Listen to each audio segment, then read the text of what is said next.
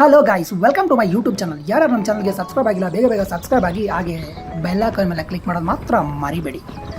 Then ಬನ್ನಿ, ಇವತ್ತು ನಾನು ನಿಮಗೆ ತೋರಿಸಿಕೊಟ್ಟಿರೋಂತಹ ಜಾಗ ಬಂದು ನಾಡಪ್ರಭುವಾದ ಕೆಂಪೇಗೌಡರ ಸ್ಟ್ಯಾಚ್ಯೂವನ್ನು.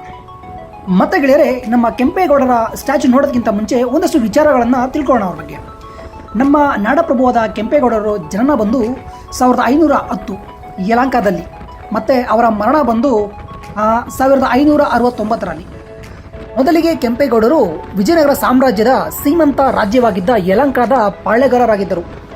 ಮತ್ತು ಹಂಪೆಯ ವೈಭವವನ್ನು ಕಂಡು ಬೆರಗಾದ ಕೆಂಪೇಗೌಡರು ದೂರದೃಷ್ಟಿಯಿಂದ ನಿರ್ಮಿಸಿದ ಬೆಂಗಳೂರು ನಗರ ಕರ್ನಾಟಕ ರಾಜ್ಯದ ರಾಜಧಾನಿಯಾಗಿದೆ ಮತ್ತು ಭಾರತದಲ್ಲಿ ಪ್ರಮುಖ ನಗರಗಳಲ್ಲಿ ಒಂದಾಗಿದೆ.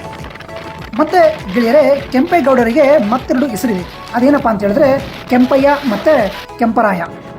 ಮತ್ತು ಗೆಳೆಯರೆ, ಅವರ ತಂದೆ ತಾಯಿಯನ್ನು ನಾವು ನೋಡೋದಾದರೆ, ಅವರ ತಂದೆ ಹೆಸರು ಬಂದು ಕೆಂಪನಂಜೇಗೌಡ, ಅವರ ಅಮ್ಮನ ಹೆಸರು ಬಂದು ಲಿಂಗಾಂಬೆ.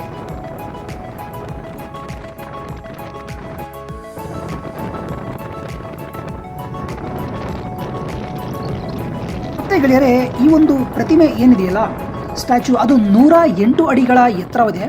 ಮತ್ತು ಇದೇ ಪ್ರಪ್ರಥಮ ಬಾರಿಗೆ ಮತ್ತು ಇದೇ ದೊಡ್ಡ ಒಂದು ಸ್ಟ್ಯಾಚ್ಯೂ ಅಂತ ಹೇಳಿ ಕೂಡ ಹೇಳ್ತಾರೆ ನಮ್ಮ ವಿಶ್ವದಲ್ಲಿ, ಕೆಂಪೇಗೌಡರದು. ಮತ್ತು ಈ ಒಂದು ಸುತ್ತಮುತ್ತಲಿನ ಪ್ರದೇಶ ಏನಿದೆಯಲ್ಲ, ಇದು ಒಂದು 23 ಎಕರೆ ಪ್ರದೇಶವನ್ನು ಹೊಂದಿದೆ ಅಂತೇಳಿ ಕೂಡ ಹೇಳ್ತಾರೆ. ಮತ್ತು ಗೆಳೆಯರೆ, ಈ ಪ್ರತಿಮೆ ಇದೆಯಲ್ಲ, ಈ ಪ್ರತಿಮೆಯ ಖಡ್ಗ 4000 kg ತೂಕ ಇದೆ ಅಂತೇಳಿ ಕೂಡ ಹೇಳ್ತಾರೆ. ಮತ್ತು ಈ ಒಂದು ಪ್ರತಿಮೆಯನ್ನು 120 ಟನ್ ಉಕ್ಕಿನಿಂದ ಮತ್ತು 98 ಟನ್ ಕಂಚಿನಿಂದ ಮಾಡಲಾಗಿದೆ ಅಂತೇಳಿ ಕೂಡ ಹೇಳ್ತಾರೆ. ಇದರ ವೆಚ್ಚ ಟೋಟಲ್ ಆಗಿ 84 ಕೋಟಿ ಖರ್ಚಾಗಿದೆ ಅಂತೇಳಿ ಕೂಡ ಹೇಳ್ತಾರೆ.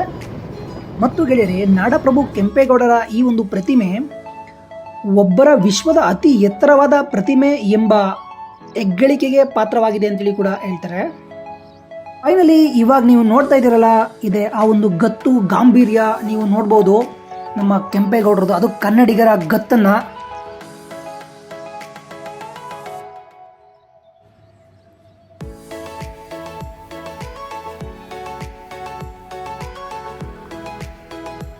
ಮತ್ತು ಗೆಳೆಯರೆ, ಈ ಒಂದು 108 ಅಡಿಯ ಕಂಚಿನ ಪ್ರತಿಮೆ ಏನಿದೆಯಲ್ಲ, ಇದು ಪ್ರಗತಿಯ ಪ್ರತಿಮೆ ಅಂತ ಕೂಡ ಮರು ನಾಮಕರಣವನ್ನು ಮಾಡಲಾಗಿದೆ.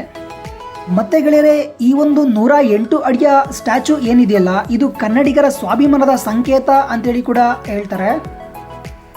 ಮತ್ತೆ ಗೆಳೆಯರೆ, ನೀವೇನಾದರೂ ಬೆಂಗಳೂರಲ್ಲಿ ವಾಸಿಸ್ತಾ ಇದ್ರೆ ಡೆಫಿನೆಟ್ಲಿ ನೀವು ಒಂದ್ಸರಿ ಬಂದು ಈ ಒಂದು ಕೆಂಪೇಗೌಡರನ ಸ್ಟ್ಯಾಚ್ಯೂನ ನೋಡಿ ಅಂತ ಹೇಳ್ತೀನಿ ನಾನು. ಯಾಕೆಂದರೆ ಆ ಒಂದು ಗತ್ತು ಗಾಂಭೀರ್ಯವನ್ನು ನೀವು ನೋಡಿದಾಗ ಗೊತ್ತಾಗುತ್ತೆ.